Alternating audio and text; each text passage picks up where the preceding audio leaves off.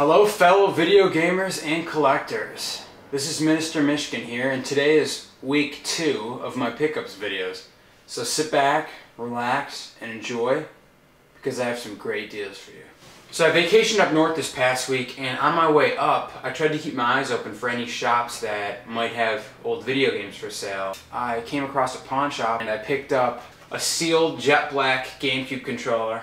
I know the price tag says $6, and I had to talk them down a little bit. I got it for $5 cash, including tax. Really happy with this find. It's not every day that you find a sealed GameCube controller. I'd put its value at around $100.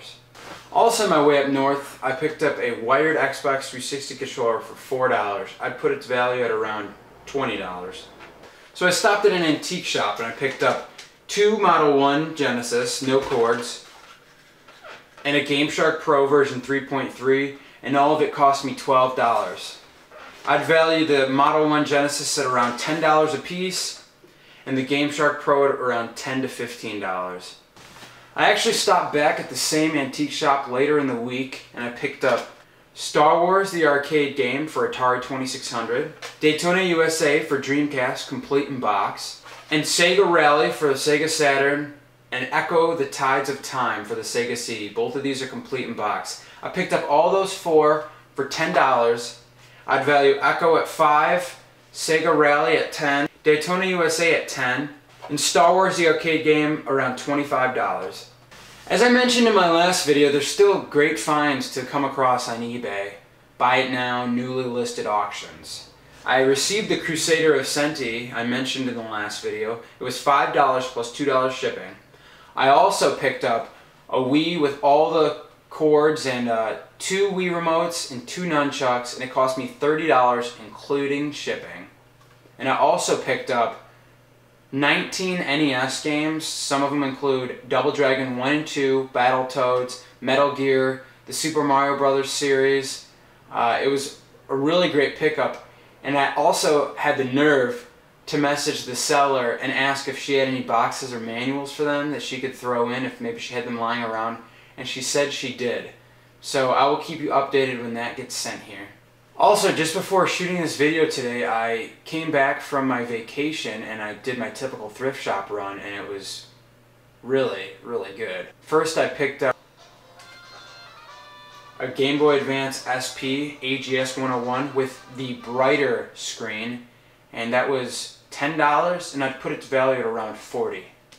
So after I got the SP, I went to the next shop I typically go to, and I scored another home run. Behind their glass case, they keep their Game Gear and their Game Boy games, and sometimes I pick up Pokemon for a good price, but I've never found a Game Gear game worth buying. But that changed. Shining Force for the Game Gear in a plastic case, and it cost me $3. I'd put its value at around $20. Also, for $2, I picked up an import Dragon Ball Z game for the PlayStation 1 that I already owned for the Sega Saturn, and I'd put its value at around $15. I also picked up Legend of the Dragoon Black Label for the PS1.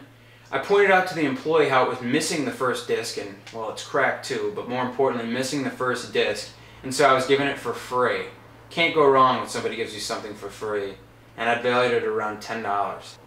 I also picked up Star Wars Battlefront 2 for the original Xbox, complete in box.